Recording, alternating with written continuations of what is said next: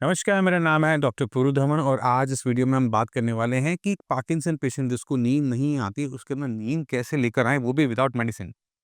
ये बहुत चैलेंजिंग काम होता है क्योंकि पार्किंसन पेशेंट में हम कॉमनली क्या देखते हैं कि जिन पेशेंट को नींद कम आ रही होती है या फिर नहीं आती या फिर रात को कई बार टूटती है किसी भी रीज़न से, मोस्टली यूरिन होता है, तो उनकी बॉडी को रेस्ट नहीं मिल पाता, उनकी ब्रेन को रेस्ट नहीं मिल पाता और कई सालों के अंदर उनकी बॉडी में पार्किंसन डेवलप होना शुरू हो जाता है। तो ऐसा पेशेंट जिसने कई सालों से ढंग से नींद नहीं ली है, उसकी बॉडी में हम नींद कैसे लेकर आएँ, वो भी विदाउट मेडिसिन। तो इसका सॉल्यूशन मैं आपको बताने वाला हूँ, तो आप इसको ध्यान रखिएगा। तो हम शुरुआत करते हैं पहले आज तक के आपके एक्सपीरियंस से। पहले मुझे ये बताओ कि क्या करने पे आपको आज तक कभी भी नींद आई हो? आपने कभी खाना खाया भारी सा, पराठे खाए हैं, उसके बाद आपने देखा अपने को नींद बड़ी अच्छी सी आती है ना? या फिर आप कभी शॉपिंग करने गए हो, बहुत चले हो मैडम के साथ, टाँगें टूट रही हों, घर आएँगे आप कुछ भी नहीं कर पाए और सो गए, ऐसा भी होता है। तो हम थकावट होने पे थके जब हम बहुत ज़्यादा थक जाते हैं एक्सरसाइज़ करके या फिर शॉपिंग करके, तो हम थ सो जाते हैं या फिर जब हम ज़रूरत से ज़्यादा भारी खाना खा लें, तो भी हम सो जाते हैं। अक्सर पार्किंसन पेशेंट अपनी डाइट को सुधारने के चक्कर में रात के खाने को खत्म कर देता है, बंद कर देता है, उसमें पे सूप लगा लेगा, फ्रूट्स लगा लेगा बट रोटी नहीं लगाता। वहाँ पे वो चावल नहीं लगाता, वहाँ पे कुछ और कुछ भी नहीं खा रहे होते। तो हमने सबसे पहला काम क्या करना होता है कि रात का खाना हमें कन्फर्म करना होता है कि पेशेंट किसी भी कीमत पे खाए। और वो कोशिश करना चाहिए कि खाना थोड़ा-सा भारी होना चाहिए, उसके अंदर फाइबर की मात्रा थोड़ी-सी ज़्यादा होनी चाहिए, जिससे पचने में थोड़ा-सा टाइम ज़रूर से ज़्यादा लगे। तो मैं प्रेफ़र करता हूँ कि मैं अपने पेशेंट को बोलता हूँ कि आप रात को सूखे पराठे खा लो। गाजर, मूली, प्याज़, गोभी पराठे बनाओ सूखे, तलना नहीं है। आप उसे बनाओ और उसे खाओ। अगर बहुत ज़्यादा मन है तो साथ में आप ऊपर से थोड़ा-सा घी, मक्खन ले लो, क्योंकि बहुत ज़्यादा घी, मक्खन लोगे, रात को लोगे तो डाइजेशन ठीक है? तो अगर आपने थोड़ा-सा चावल दाल-चावल खाया है या फिर आपने सूखे पराठे खाए हैं, तो पेट आपका भर गया। अब पेट भरने से क्या होता है खाने से कि आपकी बॉडी में जो ब्लड सर्कुलेशन चल रहा था, आपके दिमाग की तरफ जो आपको सोने नहीं दे रहा था, वो डाइवर्ट हो गया आपके पेट की तरफ, आपके इंटेस्टाइन्स की तरफ क्योंकि वहाँ पर खाना पड़ा है और खाने को डाइजेस्ट करने के लिए हमें इंटेस्टाइन्स में ब्लड सप्लाई को बढ़ाना पड़ता है। तो पहले जो आपका ब्लड ब्रेन में ज़्यादा जा रहा था, अब वो कम जाएगा और वो डाइवर्ट हो जाएगा आपके इंटेस्टाइन की तरफ, जिसकी वजह से आपको थोड़ी-सी नींद का महसूस होना शुरू हो जाएगा। ठीक है? तो पहली चीज़ भूखा नहीं सोना, लिक्विड डाइट पे नहीं सोना, फुल मील लेना है, पेट पूरा भरना है। याद रहेगा? दूसरी चीज़ आपने क्या करनी है, अपने आप को शाम को थकाने की कोशिश करनी है। अब हम एक्सरसाइज़ कर सकते हैं, बिल्कुल सही, बट एक्सरसाइज़ हम किस तरह की कर सकते हैं? तो मैं जो प्रेफ़र करता हूँ, मैं तो किसी टाइप की स्पोर्ट्स एक्टिविटी को प्रेफ़र करता हूँ कि पेशेंट किसी टाइप के स्पोर्ट्स क्लब में जाए, बैडमिंटन खेले, स्विमिंग करे, टीटी खेले, थक तो फिर भी जाएँगे, है ना? पर वो 4 लोगों के साथ होगा। जब हम 4 लोगों के साथ हैं, तो सुख-दुःख भी बढ़ जाते हैं, 4 बातें भी हो जाती हैं, घूमना-फिरना भी हो जाता है। जो हमारा पेशेंट है वो सोशलाइज़ भी हो जाता है, अच्छा लगता है।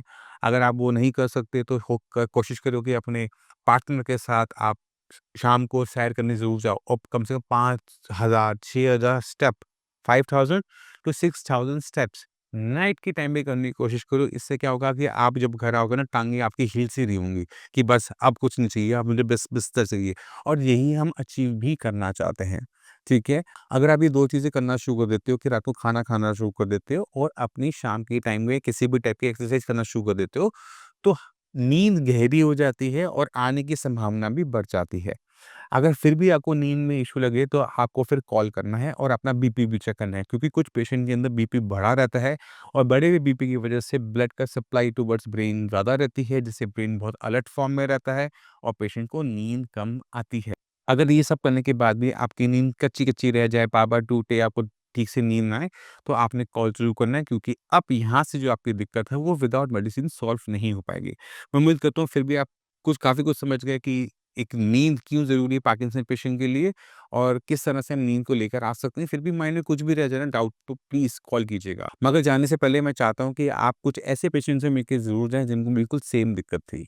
नमस्कार, मेरा नाम है डॉक्टर पुरुदमन और आज हमारे साथ हैं लाल बाबू जी। लाल बाबू जी, कहाँ से आए हैं आप? माउंट आबू राजस्थान, और वहाँ पे क्या करते हैं माउंट आबू में? आईपीडी और एवारडी, है एसपीसीडी और पेशेंट को भर्ती करना और छुट्टी करना। अच्छा भर्ती करना, छुट्टी करना और खुद बीमार पड़ गए हाँ, कोरोना के बाद ही आया। कोरोना के बाद से। हाँ, तो ऐसा था नहीं कि मतलब ये हाथ में जो फेमस कब शुरू हुए थे? ये कोरोना के बाद स्टार्ट हुआ।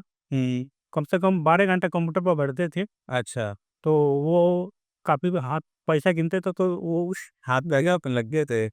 तो ये जो 12-12 घंटे की ड्यूटी कब से कर रहे हो? ये पहले तो 22 सालों से कर रहे थे। 22 सालों से? अबे लेकिन ड्यूटी चेक, लेकिन जब ये हुआ ना तो एमआरडी एक सेक्शन बना, MRD medical record department, records का तो उसमें हम हैं, उसमें कंप्यूटर ज़्यादा नहीं चलाना पड़ा। बनाना नहीं पड़ता है। तो ये मतलब 1 साल से हुँ। ये दवाई खा रहा हूँ। तो ये जो आपका हॉस्पिटल है ग्लोबल, ग्लोबल हॉस्पिटल में है ना वो पे?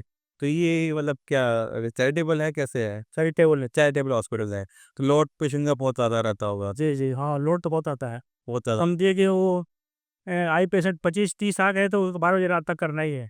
अच्छा, 12 बजे रात में कोई बढ़ गया पेशेंट तो फिर बिल बनाने आ जाओ। हाँ, तो अभी मतलब लाइफ़ तो ही रही हमेशा हॉस्पिटल भी रही? हॉस्पिटल में अभी भी सेवा कर रहे हैं, रिटायरमेंट हो गए हैं, अच्छा, लेकिन अभी भी सेवा में हाजिर। सेवा कर रहे हैं। हाँ, तो आपने कभी सोचा नहीं कि आपको ये जो पार्किंसन हुआ, क्यों हुआ? हाँ, इसमें ये तो दिमाग में आता था कि हमको मतलब कि ज़्यादा टेंशन भी लेते थे, रेस्ट नहीं कर पाते थे।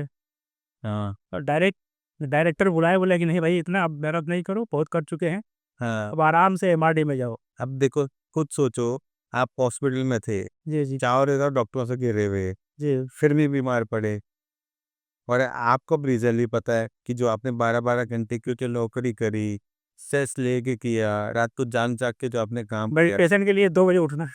फिर 2 बजे वैलिडेशन के लिए उठना, तो नींद आपकी बहुत छोटी हो गई।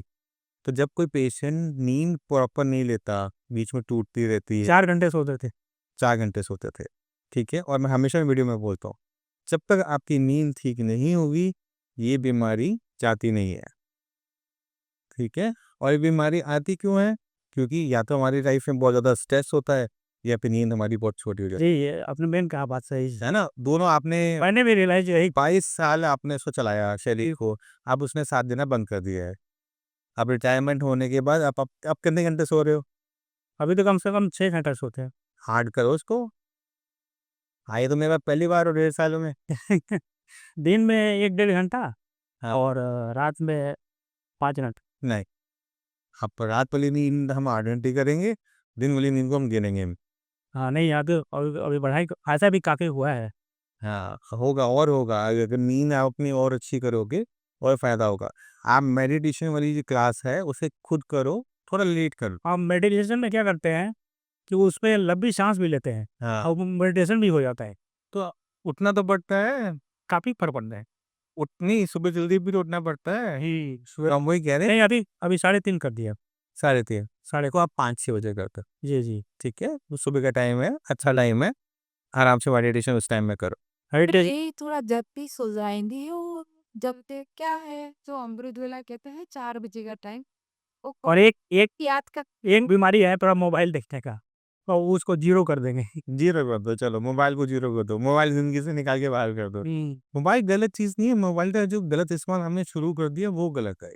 मोबाइल ठीक है, हम वो देखते रहे जैसे हम लोग को आध्यात्मिक मुरली आती है एक, हाँ, वो पढ़ सकते हैं, हाँ, क्लासेस सुन सकते हैं। सुनो, आराम से पढ़ो, कोई दिक्कत नहीं, फ़ोन से छोड़कर। ये मैंने देखा है कि हम जितने ज़्यादा नींद लेते हैं, रेस्ट करते हैं, तो सुबह ऐसे चलते हैं कि लोग बोलते हैं कि कुछ हुआ ही नहीं है। आपको बिल्कुल सही। अच्छा, जब आपको 1.5 साल पहले आपने इलाज शुरू किया था, तब कंडीशन क्या थी आपकी? बहुत बेकार थी, 25 मिनट तक कपड़े पहनने में लगता था। अच्छा, 1 हफ्ते में पहले मेरा जूता फट जाता था घिस-घिस के, पैर उठा नहीं पाते थे। बिल्कुल नहीं उठता था। अच्छा, तो उसमें नहाने में, सब कुछ में दिक्कत होता था, बोलने में बोलने में भी आवाज़ तब शांत थी? और ये लिखने में भी दिक्कत होता था, लेकिन अच्छी तरह से लिख लेते हैं अब। अच्छा, आप लिखना शुरू कर दिया, लिखना भी शुरू कर बोलने में भी दिक्कत खत्म। वही अब तो जूता नहीं घिसता आपका? नहीं, नहीं अभी तो सबसे ये बहन जी हैं, वो पहाड़ी एरिया है, हाँ, तो ऊपर ऐसे चढ़ना पड़ता है, ऐसे नीचे उतरता है। माउंट आबू पहाड़ी। पढ़ाई में चढ़ाई में हाथ पकड़ लेते थे ये मेरे। अच्छा, अब चल लेके अपने आप ही? नदी झील अब पूरा 1 राउंड मारता हूँ, अच्छा, करीबन कितने 4 किलोमीटर होगा, थी 3-4 किलोमीटर। चल ले किसी की सहारा नहीं है अभी बस। ठीक है। सुबह-शाम तो ऐसे चलता है कि पता ही नहीं चलता है कुछ हुआ है, क्योंकि सारे हॉस्पिटल के लोग सुनते तो कि क्या हो गया, क्या हो गया? पूरी पूरी ज़िंदगी तो सेवा करी आपने हॉस्पिटल में और खुद बीमार पड़ गए। अब रिटायरमेंट के बाद भी कर रहा हूँ अब मैं वही कह रहा हूँ थोड़ा-सा कम कर दो, ठीक है, आराम ज़्यादा करो। लेकिन ये दवाई से आयुर्वेदिक जो दवाई आते हैं काफ़ी फ़ायदा हुआ। इसका मतलब कि बहुत फ़ायदा हुआ है फर्स्ट क्लास का। चलो अब जो मैं आपको कह रहा हूँ उस बात को मानो, जी, ठीक है? आप काम चाहे करो बट अपनी नींद जो है अपनी 8 घंटे की ले लो, जी, जी, ठीक है? खाने के अंदर अपने दालें, मशरूम की मात्रा बढ़ा देना, जी। जिससे आपके शरीर को ताकत अच्छी मिले। बादाम और अखरोट और सेव ये चीज़ मैं पक्का लेता।